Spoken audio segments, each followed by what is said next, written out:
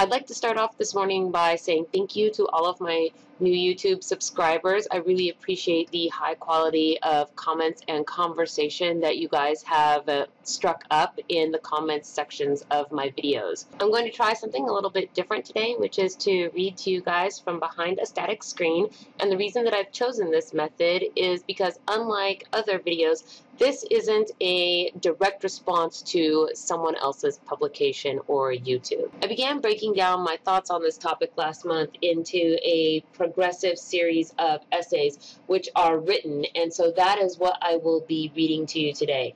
The topic that I intend to broach is free speech, and although it was last month that I had the occasion to view the Oxford debates on the right to offend versus free speech, the trending issue with Bahar Mustafa seems to have brought free speech sort of to the forefront yet again. If you haven't watched this debate, it's really fantastic, and I would suggest that you do. I will go ahead and include a link to that debate in the description below. I think it really represents a lot of the current censorship mindsets and struggles that many advocates of free speech feel very frustrated with when trying to talk in public forums. I'd like to just preface what I'm about to read. The laws in the UK regarding free speech are different than the laws in the United States, and they are slightly more prohibitive in the UK than they are in the US. It's often the popular opinion in the United States that we have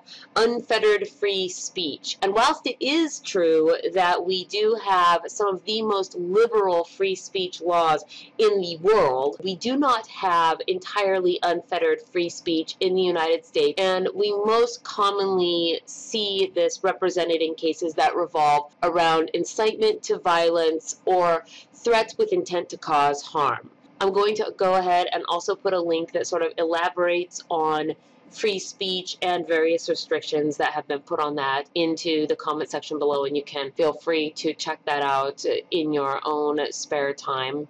The social atmosphere in the United States right now lends itself very heavily to the regulation of speech via peer pressure.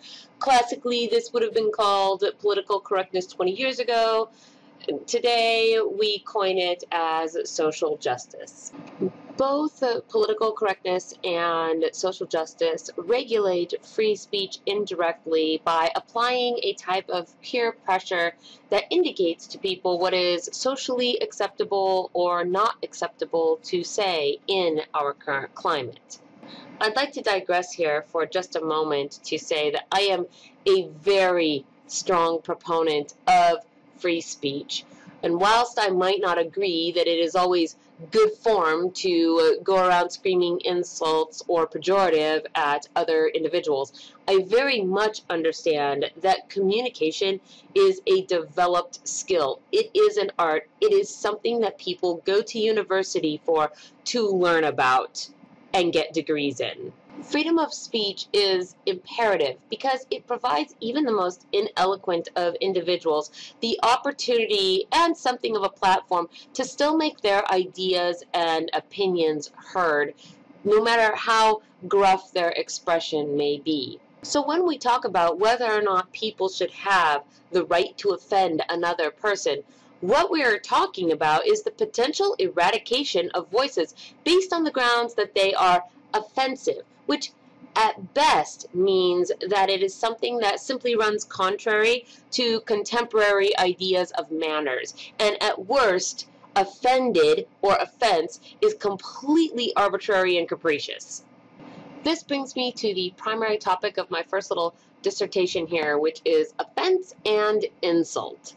Always when I delve into the topic of free speech, I'm struck actually by how the counter-arguments which are based on offensiveness and hate speech always seem to be missing a foundational component to them.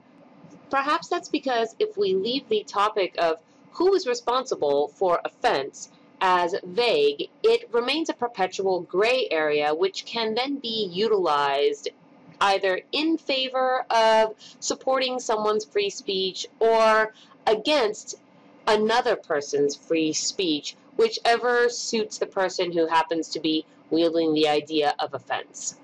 What this means is that one of the most inherent factors of the argument between where free speech crosses the line into giving offense is the very idea of what it means to be offended, and without a clear idea of what insult and offense really mean and how they occur, it's difficult to discuss very well where that nebulous line should be drawn and if it should even be drawn at all.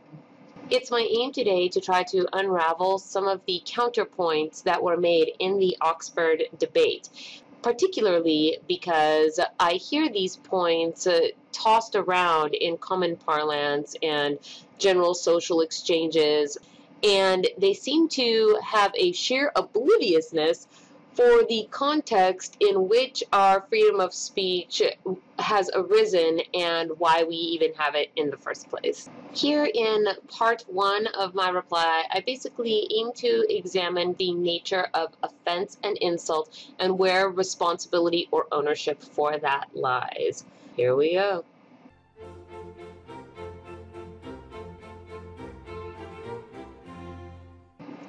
There is a quote by Marcus Aurelius: "If thou art pained by any external thing, it is not this that disturbs thee, but thy own judgment about it, and it is in thy power to wipe out this judgment now." Before I skip straight into the freedom of speech, I'd like to take a step back and inspect offense itself, so that there is a shared understanding for this claim. We can't very well consider a right to offend without pausing to also consider what offense even means in and of itself and how it occurs. In order that giving offense be meaningful, it requires a type of commerce between the offender and the offendee. One must, with purposefulness, mean to slight the other, and that other person must agree that such intended slight does in fact offend them. Without both, the exchange fails to be a situation of offense.